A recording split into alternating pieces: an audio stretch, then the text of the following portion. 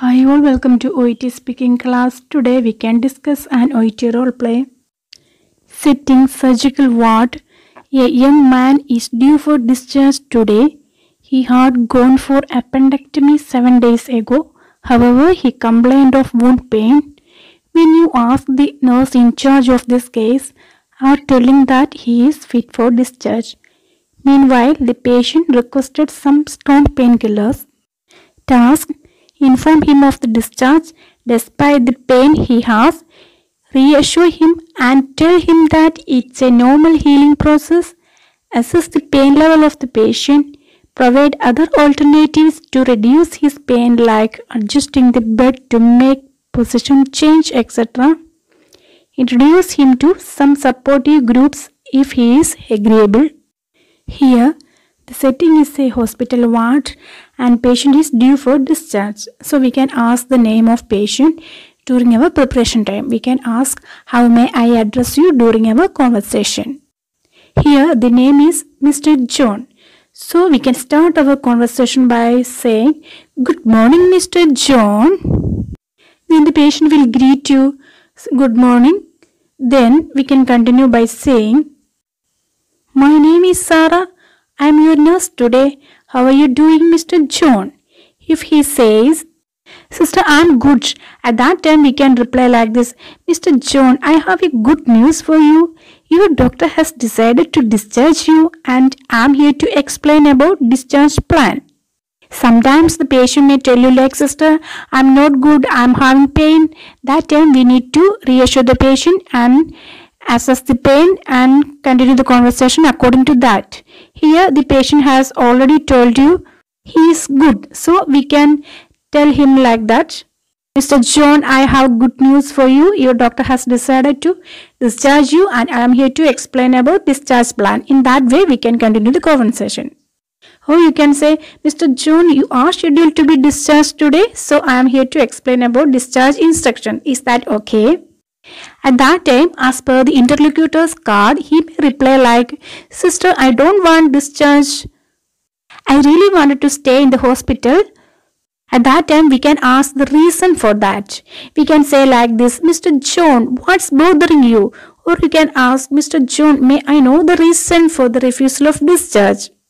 Then he may reply like, Sister, I am having pain. In this situation, we can reply like, Mr. John, I am sorry to hear that you are experiencing pain. Try not to be worried. I can help you out. After that, you can assess his pain level. You can say like this, would you mind if I assess your pain on a scale of 0 to 10? Here 0 is no pain, 1 to 3 is mild pain, 4 to 6 is moderate pain and 7 to 10 is severe pain. Or you can ask, how would you rate your pain on a scale of? Then you can explain this pain scale. Probably the patient may reply like, Sister, I am having severe pain.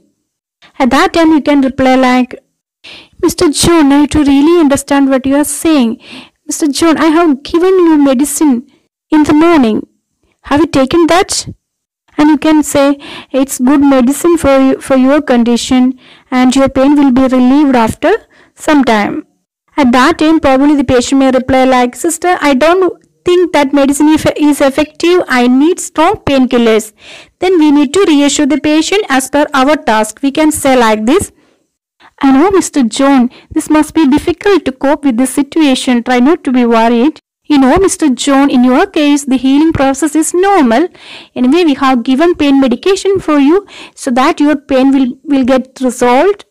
I will inform your condition with the doctor and let him know you are experiencing pain. Sometimes patient may ask you another medicine. In that, if he asks like that, we can say like this, Mr. John, I am not an authorized person to prescribe medication. I will inform your condition with doctor and let him know you are experiencing pain.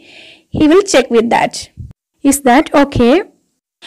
After that, we can ask questions like, before that, I would like to give you some advice in order to reduce your pain. Is that okay? Probably the patient will tell you, yes sister, you can tell. Then we can tell the patient like this, Mr. John, whenever you change your position, please adjust adjust the head end of bed. It would be really beneficial for you to reduce your pain. For example, if you want to turn on the side, you just elevate the head end of your bed with the help of this remote control and you can turn to that side. Is that clear? Probably he might agree with you, but he doesn't want discharge. He may tell like, I really like to stay in this hospital, sister. That time we can say like this, Mr. John, I am really happy to hear that you are enjoying our service. But you know, Mr. John, there are negative things for prolonged hospitalization. You may get infections during this period. Are you following me? You can also tell like this, Mr. John, in your case, 7 days hospitalization is enough for you.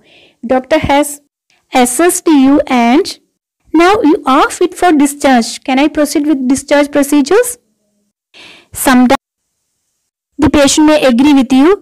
If he is reluctant, then we can ask what is the exact reason of this refusal.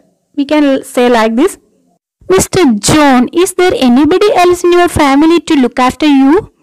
Definitely that will be the reason of his refusal of his discharge. So that we need to arrange some supportive groups for him as per our last task.